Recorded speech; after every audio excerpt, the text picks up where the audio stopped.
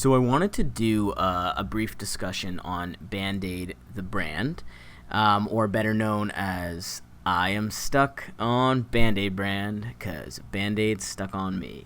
I saw a post on LinkedIn the other day asking if, well, it was a poll, and it was asking if people care whether or not brands stand for something. Does it affect their buying decisions? And one of the options there was, yes, I do want brands to stand for something, and that had about 87%. And I ended up sharing the status and getting into a brief conversation with the person who wrote it. And we talked about how we were surprised that there were, I don't know if it was 12% or whatever it was, said that they didn't care. That they didn't care if a brand stands for anything. It doesn't affect their buying decisions. Now, that's totally fine, but what I also said to her was I think that sometimes we don't know that brands do stand for stuff, and it is still affecting our buying decisions, even if they're not consciously coming out and saying, hey, we stand for this or we stand for that, which got me thinking about BandAid, and I wanted to kind of put a very short thing together about what smaller brands, independent brands, can learn from a brand like BandAid about how to effectively advertise, communicate messaging, and I just think that they're in a world where there is so many new brands coming out and people wanting to go direct to consumer and start, small product brands that maybe one day could be big product brands. We can look at some of the big players in the space to understand kind of what's going on and what's happening. So I'm going to just chat a little bit about BandAid, and if you don't know that BandAid is a Johnson & Johnson brand, they are, and they have a ton of different brands, so we're just going to cover this one. So I'm going to start it off with this commercial here, which kind of reminded me of my youth because this commercial is from the 90s, and this would have been my first exposure to the brand. I am stuck on BandAid brand, cause BandAid stuck on me. I am stuck on BandAid brand, cause germs don't stick on me. Once they're home, once I no matter what, or fingers, toes, and knees. Oh. Only BandAid brand plus antibiotic has antibiotic ointment directly on the pad. It delivers protection against infection in one simple step. Effective, convenient, and from the brand you trust. I am stuck on BandAid, cause BandAid helps heal me. So takes me right back to childhood there, and one of the things that I noticed right away from this is kind of putting that diversity right in the forefront. They've been known as a brand to maybe not be as diverse because of some of the stuff about the color of the BandAids and things like that, which I'll touch on briefly, but mainly they used a lot of diversity throughout their marketing campaigns, and you'll be able to see that. The other thing that I think was worth noting about this commercial is the fact that they just come out right away and just talk about trust, and I'm going to get into that as well. So a brief history on the brand. So BandAid was invented in 1920 by Johnson & Johnson, an employee named Earl Dickinson. His wife used to cut herself sometimes when she was cooking and things like that, and he was responsible for the cotton swab production through Johnson & Johnson, and he created the very first BandAids in prototype for at home, and then later they became mass distributed. The word band in German means tape, so that's part of where the term BandAid came from. And by 1924, Johnson & Johnson, as I just said, introduced machine-made BandAids, and they began the sale of them and also using all of this antiseptic and sterilization by the time 1939 rolled around. So I'm going to play one of their first commercials now, and you'll see that a lot of the messaging from the 90s commercial was also in some of their very early marketing content. So I'm going to play this. Look, here is the new BandAid plastic strip with new Super Stick. It sticks better than any other bandage. The proof? Take a dry egg at room temperature. Touch the egg with any other bandage. Brand X, brand Y, brand Z. Not one sticks. But a BandAid plastic strip with new Super Stick sticks tight instantly. Watch it again in slow motion. No pressure, yet we can lift the egg, even boil it. And the BandAid plastic strip never comes loose. Maybe you don't want to boil eggs this way, But you do want the extra protection of BandAid plastic strips. They take better care of little cuts and scratches.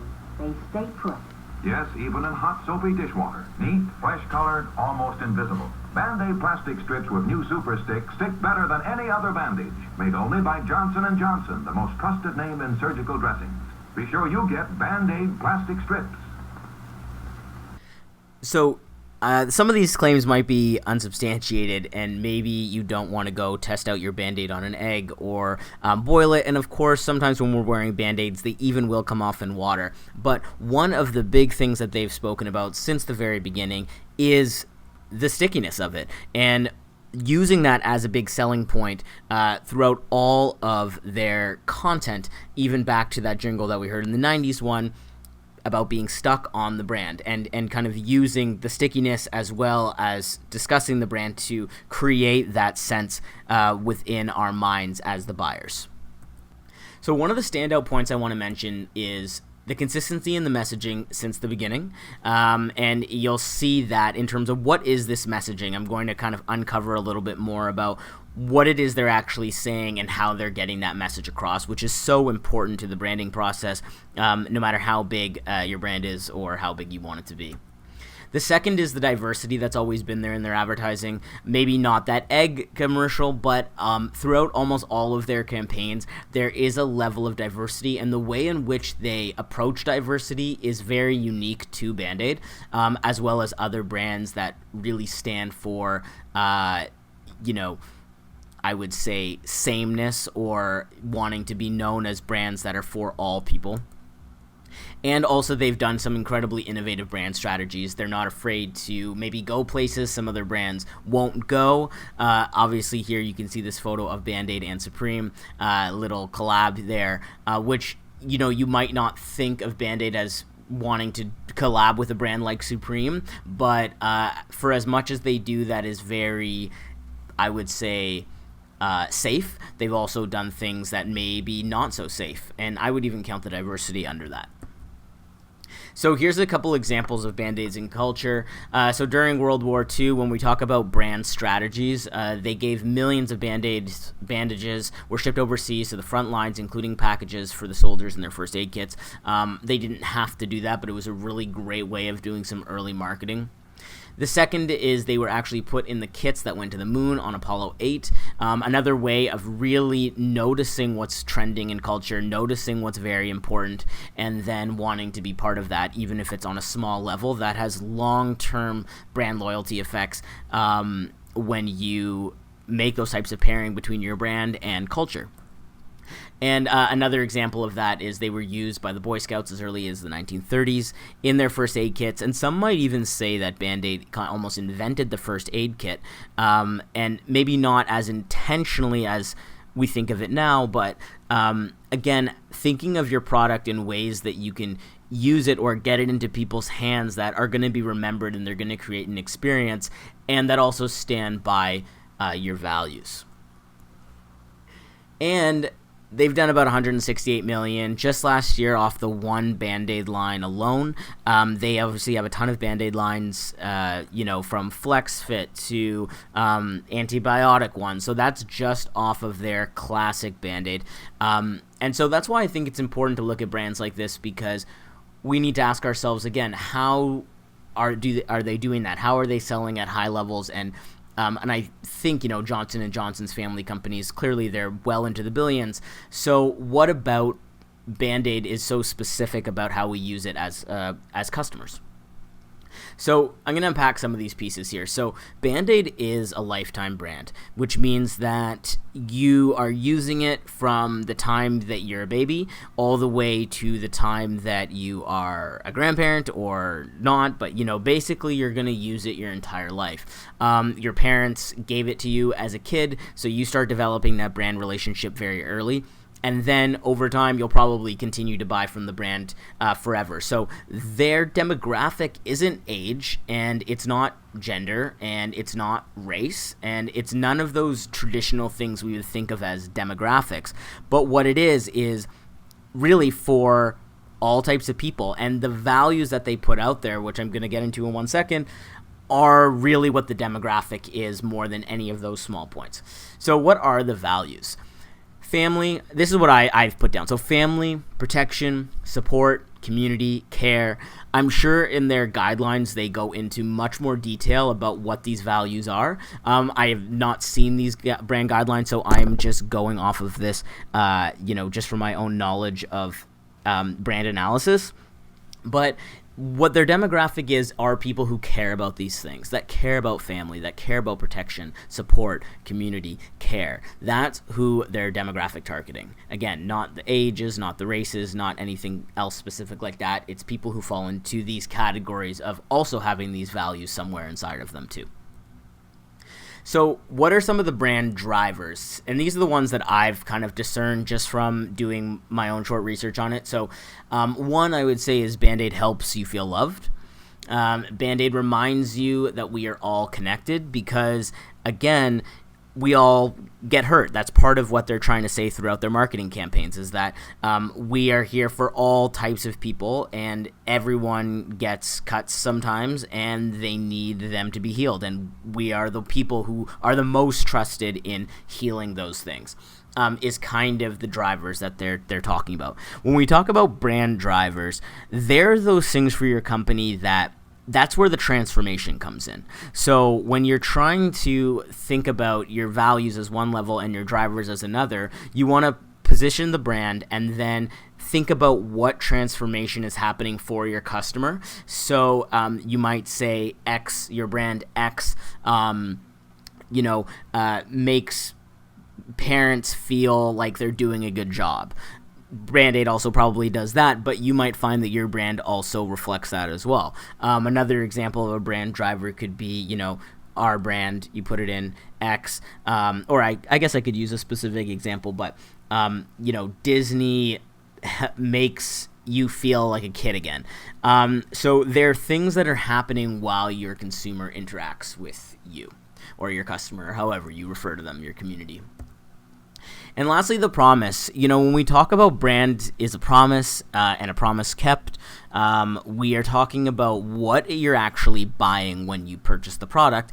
And one of their big promises is that they're the stickiest. They are going to be the bandage that's going to have the best adhesive use, and it's not just about the protection and the community and stuff like that, but we also are going to back it up with a fantastic product, and that product is going to be durable. And they've really stood by that again since the very, very beginning with that BandAid Commercial and even before that as part of the main reasons for their product in the first place.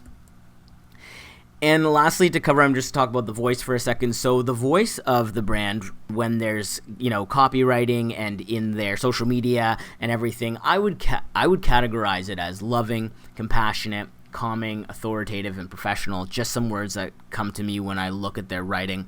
And a lot of people I find when I'm speaking to brands and ask them about their voice, it is one of the places they're a bit stuck. So I think it's really important to look at brands that have had a long history of developing their voice, decades and decades and decades. And you can see how they're communicating in a way that's usually always the same. And what happens when you put these words down is you can put them in your style guide and you can put them in your brand guidelines so that even if you hire a social media person, or even if you're working with multiple agencies making your content, making your photos, that you can say, this is how we talk, and this is what we say, and this is what we don't say, and this is how we want to feel when people read our material. And that's really going to help maintain standards so that ultimately you can step away. If you're still deeply entrenched in running every element of your brand and kind of micromanaging every aspect, this is going to be a real key piece to step away and trust that the people you hire are going to stay true to what you're trying to get across to your customer. And this is just a little summary there. So it's, when you buy it, this is ultimately what you're feeling, the experience, the feeling, this promise. And it's a good promise because they also deliver on that. So let's talk about how they deliver on that. So one way is they have a lot of efforts to innovate. So the first one is their technology. They are constantly differentiating themselves: waterproof, stickiness, disinfectants, antibiotics.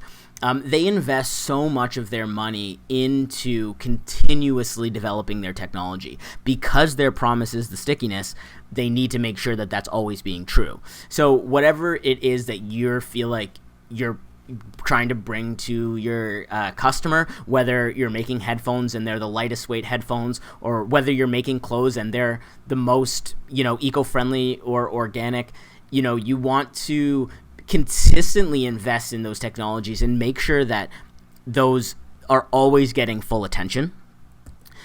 The second is sustainability and environment. So they do talk about their consciousness of plastic usage, and that's one of the reasons why they invented the fabric Band-Aid and other forms of biodegradable bandages and medical supplies, because they do, in their voice and in their values, sustainability is one of the things that they want to get across. And they used to have their packaging in tin so that people could reuse the containers. Now the packaging is in cardboard, but I think that they are conscious of how what kind of waste and what kind of footprint they are leaving as a company. And Johnson & Johnson is true for this as well, but I would say specifically Band-Aid wants to be known as not wasteful. And the last thing in an effort to innovate is their skin color. So I've got this little clear strip Band-Aid thing here because one of the arguments was that they were all flesh toned, right? And so instead of making a lot of different colors, at one point they just made clear so that you could see any skin color through it, and that was one attempt. But recently, and this was just a few months ago, they released this along with a statement about why. Says, "We hear you, we see you, we're listening to you. We stand in solidarity with our Black colleagues, collaborators, and community in the fight against racism, violence, and injustice. We are committed to taking actions to create tangible change for the Black community. We are committed to launching a range of bandages in light, medium, and deep shades of brown and black skin tones. And we're dedicated to inclusivity and providing the best healing solutions, better representing you." So you can see how over the years they've maintained this voice. In fact, it's gotten better. And as a person of color myself, it is really nice to see this. I might not buy the exact Band-Aid that fits my skin color. I don't really care that much. But it is really nice to see that they're continuing to innovate in all these areas and continuing to listen to culture. So quickly, I want to talk about where it falls on Acker personality scale and the Jungian scale of brand personality. So these are two charts that I always bring out in brand workshops because I think it's really important for people to understand where their brand fits within the research that's been done on brands. Acker is one of the leading brand, or he was, and so was his daughter, about brand psychology and understanding. And so they've devised these categories to understand how you can position yourself deeper into archetypes that already exist. The reason you want to do this is because brands are supposed to be archetypal. They're supposed to be extreme, kind of like characters in a TV show or a movie. They're not, they're supposed to have opinions, strong opinions, and not really be as all well-rounded as a human being, but an incredibly specific kind of person. So the first place that I would put them is on the sincerity side. So the down-to-earth, family-oriented, honest, it's wholesome, it's cheerful, sentimental, it's friendly. So they fit there, I would say, almost entirely. But as a backup, I'd also say they go under competence. They're reliable. It's intelligent, it's technical, it's corporate, and they're a leader, and their confidence level is very, very high. And you can see that even from the beginning. Johnson & Johnson, this wasn't their first brand or their first product. So their confidence in the space was already very high, and they've taken that confidence and put it into their advertising and put it into their copy and all that stuff to create the experience that now we just say Band-Aid as though it's just a bandage, but it's just a bandage. Band-Aid is a brand, and yet we talk about it as though that's not true, and I think that's part of the confidence that they've put out into the market. And on the Jungian brand personality side, there's a lot more of these, but I would say the main one they fall under is Caregiver. So service, there's an altruism, a compassion, a patience, and an empathy there. It's a very nice place for a brand to be, especially a brand that's trying to go with you your entire life. And it makes perfect sense why they would be kind of in that zone, because it's also about medical and it's also about care. And secondly, I would classify them as on the innocent side. Safety, it's a sense of wonder, a purity, and a trust and an honesty there. And it's that combination when we talk about, do you buy from brands that are saying something? This is what they're saying to you through their content and everything that you see from their marketing assets. They don't have to say it, although they do say it actually constantly. We're the brand that we trust. We're the most trusted brand in medical bandages. They've been talking like that, and again, from that confidence level, but they also come with a level of compassion too. And so if your values fall under that line, you're definitely probably going to buy BandAid more than a no-name brand that might not fill you with that same promise or make you feel as connected to what you're buying as if they were somewhere else on here.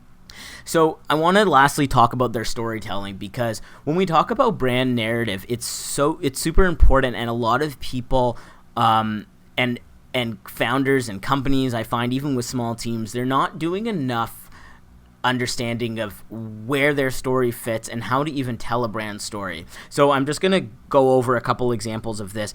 And one of them is starting with this commercial from the 80s to kind of kick off what is a brand narrative. Want to see the cut under my BandAid bandage? Mommy said keep it covered and be out there faster. Want to see it? Hey, where'd my cut go? Only Johnson & Johnson has proven that BandAid brand heals cuts faster, up to twice as fast as uncovered cuts. It was here. Honest, I mean it. Cuts covered with BandAid brand are proven to heal up to twice as fast, only from Johnson & Johnson. Very, very cute. So story. So here's the story. You're hurt. We're here to heal you as fast as possible so you can get back to the best parts of life, like being a cute kid, or, playing around, or cooking, or whatever it is that your cut was hurting you before. That's the story that you buy into when you buy a BandAid, is that you're going to not only feel better mentally and emotionally, but they're going to be there to get you back to the best parts of life. And as I said, like that kid being cute, and all the things that make for family fun. So brands should never be the hero. They should always enable the hero towards their own success. And what that means is that, BandAid isn't the star. We're the star. The kid's the star. The buyer is the star. And BandAid is just there to help facilitate a transformation. So, as I just said, it's us. It's the user is the star of the story. And that transformation is going from your cut, your hurt, to where you want to be, which is taking care of your families, healing our hurts, and making us feel better. That is the story and the narrative that needs to be in their packaging, their font, their copy, the colors, their commercial content. And I think that they're very successful at doing that, and they've been very successful at doing that for a very long time. But that is one thing that sometimes I think brands miss right now, is that they're trying to be front and center, and you'll end up being more front and center if you ask yourself, where in the hero's journey, the hero being your customer, do we fit in their story? Now, I've obviously touched on some of this stuff, but this is my last point about how you can use these things to apply to your own brand. Here's what we can learn and implement, in my opinion, from BandAid. So you can write down everything you stand for and use it in every single piece of your marketing material, from the colors to the people in it to the tone of the video. You need to be really clear on these values. It's hard enough alone to figure out our values as a human being, but it can take a long time, but with your brand, it's very important to have a good idea of what these are, because if you don't know these, it's going to be really challenging to make content. It's going to be challenging to ask yourself what should be in our commercials, what should we be saying, who should we be talking to.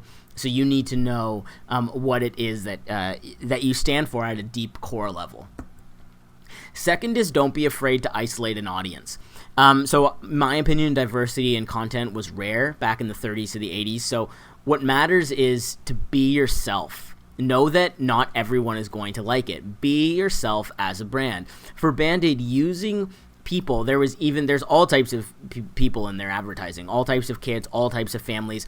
And what they did successfully is they didn't show families behaving any different. It's always kids with their parents being kids, or parents being affectionate to their kids in all the same way. And they didn't play into a lot of racial biases that I think some other brands played in at that time, because what matters most to them is just, again, that story. It's just the facilitation of the transformation, and they don't care what color you are or how old you are or any of those things. Now, not everyone is going to be okay with this. There may be people who see those commercials who, at that time in the 40s, 50s, 60s, or whatever, they'll see a black family in a commercial and think, well, I'm not going to buy from BandAid because I genuinely don't agree with that message. I don't think we're all the same, and I don't like the way that they are advertising. But what's good about them, and that's why it's important to know not everyone's going to like it. That's not who they're catering to. And lastly is to believe in your promise so strongly that you keep investing in it over and over and over again. So again, with the stickiness, to this day, they are trying to make better Band-Aids. No matter what product you have, you need to know that promise is what you're selling, and to consistently invest in it over and over and over again, and never stop that. Never quit trying to outdo yourself with whether it's your customer service, or whether it's the quality of the product, or again, whether it's lightweight headphones, or whether it's the juiciest apple or the most oil-free face cream. Figure out what your differentiation is, what that promise is. You look at a Coca-Cola, their promise, taste happiness. They're hoping that every time you drink Coke, you're going to feel happy, and it's going to fulfill that part of your psychology, which they've spent a long time putting that message out into their marketing. But they will reinvest in that. Everyone is always smiling in those commercials because it's about happiness. So what are you about, and what are people buying, and just put that in everything that you do. So my name's Lucah. I am the founder of Natural Element, and we do brand strategy and other conversations in terms of social media channels and advertising. So if you do want to talk about your brand, or you do want to go a bit deeper into your understanding of your customer, work on your messaging, understand how to put material out there that reflects your core audience, values, customer, everything like that, I'm always down to talk. Feel free to send me an email. And thank you so much for watching this.